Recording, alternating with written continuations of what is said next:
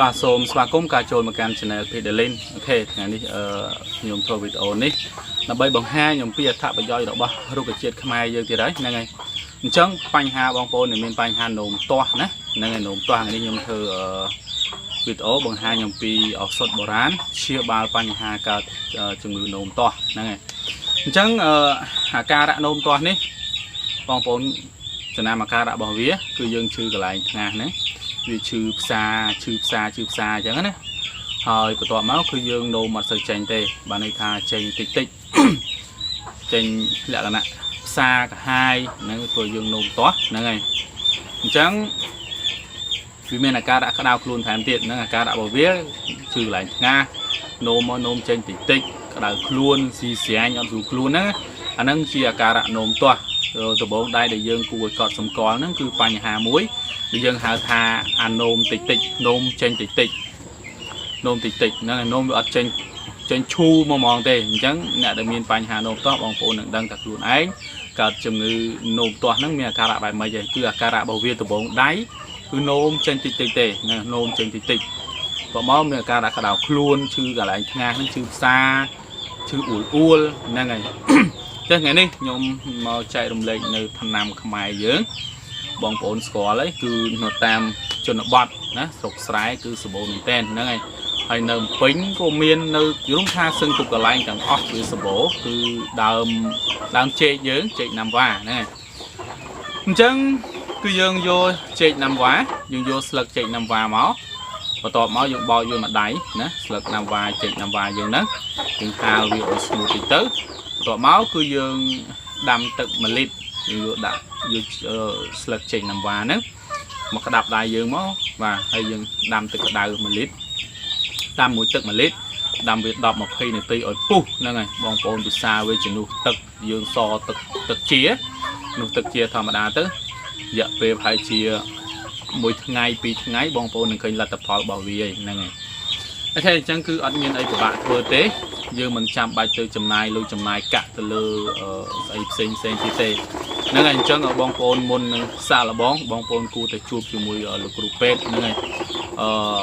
ពិភាក្សាជាមួយលោកគ្រូពេទ្យសិនទៅហ្នឹងហើយបងប្អូនអាចដោះស្រាយតាមវិជ្ជាបញ្ជារបស់លោកគ្រូពេទ្យគាត់ណែនាំទៅមិនគឺបងប្អូនធ្វើបានហ្នឹងទៅហ្នឹងហើយវីដេអូនេះសម្រាប់បងប្អូនដែលគាត់ចង់សាកល្បងជាមួយឱសថបុរាណខ្មែរយើងទេខ្ញុំមិនទៅថាអីឱសថបុរាណនេះប្រកែកជាងថ្នាំពេទ្យអីបានមិនមែនទេអញ្ចឹងគឺបងប្អូនអាចសាកល្បងណាសាកល្បងបានបើសិនណាបងប្អូនចង់សាកល្បងគឺអាចសាកល្បងបានបាទអញ្ចឹងដូចខ្ញុំនិយាយទៀតថាគួរតែទៅជួបជាមួយលោកគ្រូពេទ្យសិនបើសិនណាមានបញ្ហាឈឺស្កាត់អីមួយបន្តមកបើយើងអស់ពីលទ្ធភាពឬមួយក៏ថាយើងថាឱសថបុរាណខ្មែរយើងក៏អាចមានប្រសិទ្ធភាពដែរបងប្អូនក៏អាចសាកបានដែរអូខេអញ្ចឹងគឺងាយទេណាយើងមិនចាំបាច់ចំណាយលុយចំណាយកាក់ទេចំពោះឱសថបុរាណខ្លះគឺវាមាននៅតាមជនបទស្រុកស្រែគឺវាមានច្រើនអញ្ចឹងវាសុទ្ធតែជាឱសថប៉ុន្តែគ្រាន់តែយើងនឹងមិនដឹងថាវាមានអត្ថប្រយោជន៍អីខ្លះទៅលើសុខភាពរាងកាយយើងតែប៉ុណ្្នឹងទេអញ្ចឹងវីដេអូនេះខ្ញុំធ្វើឡើងដើម្បីបង្ហាញអំពីអត្ថប្រយោជន៍របស់ដើមស្លឹកចេកណាំវ៉ាគឺយើងយកស្លឹកវាមកក្តាប់ដៃមកច្រើនតិចមកក្តាប់ដៃយើងណែនមកណាយើងហាលវាស្ងួតទៅបន្ទាប់មកគឺយើងយកវាដាំទឹកផឹកហ្នឹងហើយដាក់ទឹក1លីត្រមកក្តាប់អាសបកស្លឹកចេកនោះមកក្តាប់មកយើងដាក់ទឹក1លីត្រទៅបន្ទាប់មកគឺយើងផឹកវាជំនួសទឹកជាយើងធម្មតាទៅរយៈពេល1ថ្ងៃអីហ្នឹងគឺបងប្អូនអាចដឹងអំពីអត្ថប្រយោជន៍របស់វាហ្នឹងហើយគឺអត់មានអីពិបាកទេហើយមិនចំណាយលុយចំណាយកាក់អីច្រើនផងមិនចំណាយលុយកាក់ច្រើនគឺវាអត់ចំណាយតែម្ដងហ្នឹងព្រោះស្លឹកចេកគឺវាមានច្រើនតាមយើងអាចសុំគេក៏បានដែរស្លឹកចេកណាអញ្ចឹងគឺយើងមិនបាច់ចំណាយលុយអីទៀតទេអូខេហ្នឹងហើយរាល់ចម្ងល់ផ្សេងបងប្អូនអាច comment ខាងក្រោមវីដេអូនេះបានអ្នកមិនទាន់ចុច subscribe អាចចុច subscribe បានដើម្បីតាមដាននៅវីដេអូថ្មីទៀតដែលតាក់ទងជាមួយនឹងឱសថបុរាណខ្មែរអូខេអញ្ចឹងបងប្អូនជួយ subscribe ម្នាក់មួយទៅដើម្បីតាមដាននៅវីដេអូថ្មីទៀតដែលខ្ញុំអាប់ដេតជាបន្តបន្ទាប់តាក់ទងជាមួយឱសថបុរាណខ្មែរអត្ថប្រយោជន៍របស់រុក្ខជាតិខ្មែរយើងដែលចាស់ពីដើមគាត់ចងក្រងទុកអញ្ចឹងបើសិនបងប្អូនមានជំងឺអីបងប្អូនអាចចូលមើលក្នុង channel ខ្ញុំស្រាវជ្រាវដើម្បីបង្ហាញបងប្អូនទាំងអស់គ្នាបាទហើយខ្ញុំបញ្ជាក់ទៀត មុននឹងបងប្អូនសាឡបងប្អូនគួរតែទៅជួបជាមួយលោកគ្រូពេទ្យសិនលោកគ្រូពេទ្យក៏ណែនាំថាម៉េចហើយយកសិនបងប្អូនអស់ពីលទ្ធភាពព្យាយាមធ្វើឲ្យបន្តែវានៅតែអត់ទទួលបានផលទៅបងប្អូនអត់លទ្ធភាពអីបងប្អូនអាចសាឡបងជាមួយនឹងឱសថបុរាណខ្មែរយ៉ាងផងដែរចំពោះបងប្អូនខ្លះគាត់ដាក់ម្ដងពីរទៅក៏គាត់កបជាមួយនឹងឱសថបុរាណខ្មែរបងប្អូនខ្លះក៏គាត់មិនកបចឹងដែរបាទអញ្ចឹងវីដេអូខ្ញុំគឺមានតែប៉ុណ្ណេះទេចំពោះចម្ងល់ផ្សេងខមមិនខាងក្រោមមកខ្ញុំនឹងប្រាប់ជាបន្តទៀតបាទអរគុណសម្រាប់ការតាមដានទស្សនាវីដេអូរបស់ខ្ញុំអញ្ចឹងគឺវីដេអូខ្ញុំមានតែប៉ុណ្ណេះនៅវីដេអូក្រោយទៀតខ្ញុំនឹងអាប់ដេតនៅអ្វីៗដែលថ្មីមានប្រយោជន៍សម្រាប់បងប្អូនជាបន្តទៀតបាទអញ្ចឹងមានតែប៉ុណ្ណេះទេបាទសូមអរគុណសូមជម្រាបលាហើយហ្នឹងហើយនេះគឺស្លឹកចេកណាំវ៉ាអូខេគឺបងប្អូនបេះវាមកដាប់បាទហ្នឹងហើយនេះចេកណាំវ៉ាចេកសាបោសោខ្លះគេហៅតែចេកសយើងហ្នឹងផ្លែវាបើសិនតែមានអាងាប់ស្រាប់ល្អយើងយកអាស្លឹកដែលវាងាប់មកអូខេចាំតិចអានេះវាដូចជាអស់ជាតិហើយហ្នឹងអញ្ចឹងស្លឹកបែបនេះគឺល្អមែនទែនអូខេបងប្អូនបេះវាមកយើងហើយខ្ញុំទៅដាំទឹកយើងហាលវាស្ងួតសិនណា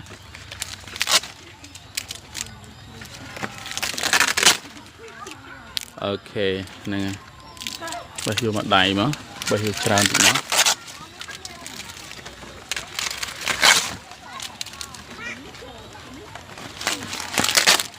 អូខេនេះ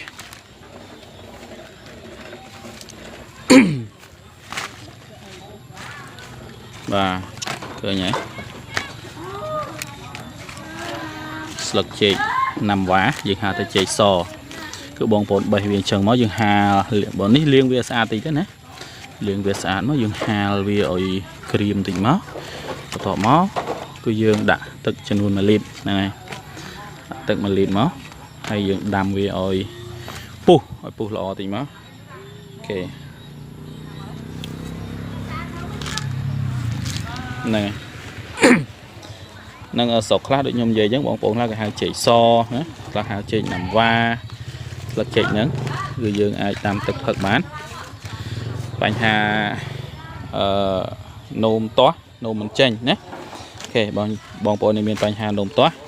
ស្លឹកចេកយើងហ្នឹងយើងដាំទឹកផឹកដាក់ទឹក1លីត្រទៅហើយអត់មានដំណមអីទេហ្នឹងហើយអញ្ចឹងគឺងាយណាចំពោះឱសថបុរាណខ្មែរយើង